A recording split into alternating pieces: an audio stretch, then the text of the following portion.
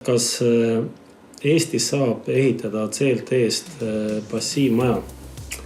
Normide koha pealt kohe Liis kindlasti räägib, aga ma mõne tehnilise osa võib-olla jutustaks konkreetsele majamudelile sisse ka. Et see maja tegelikult ehitati meil tänasest päevast natukene üle aasta aega tagasi. Maja omaniku käest me saime reaalsed kütte või ütleme siis elektrikulu andmed, mis siis keskmine pere ehk 4-liikmeline pere selles aasta jooksul majas kasutasid. Loomulikult pere sellised kombed on kindlasti natukene kõikuvad, aga suures laiast vastus annab see ülevaate.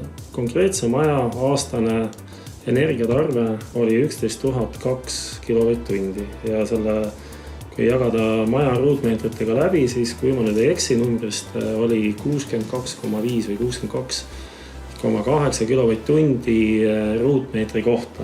Et nüüd Liis võib natukene kommenteerida, et mis on meil tänasel päeval uute normide kohaselt A-klassi maja, mis on B-klassi maja.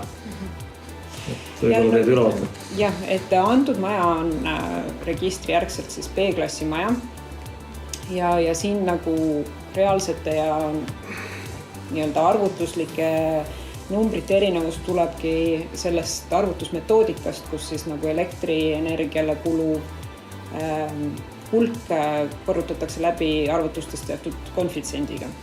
Et kui me räägime passiivmajadest või ligi null energiamajadest, ütleme sellises mõistes, nagu ta täna seaduses on, siis need suurusjärgud siis on olenevalt maja suurusest 145 ja 120 kilovatt-tunni vahel. Ja tuletan siis korra veel meelde, et antud konkreetsel majal oli reaalne tarbimine oli 63 kilovatt-tundi ruutmeetri kohta, praktiliselt poole vähem.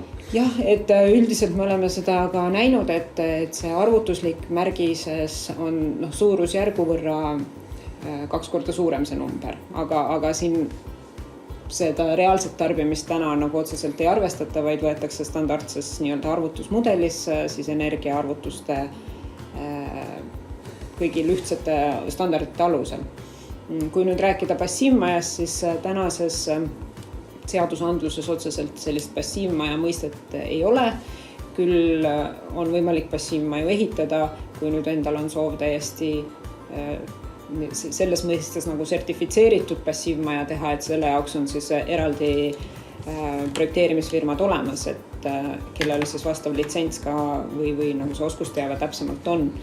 Et kui on väga konkreetsed soovid, siis on mõistlikum juba projekteerimise algusfaasis need projekteerijaga läbi rääkida, et CLT-st on võimalik seda teha, aga kindlasti soojustatuna ehk siis sellisest CLT elemendist ja siin tuleb kindlasti vaadata ka, millised on siis tehnosüsteemid, nende voolutarve küttele ja ventilatsioonile.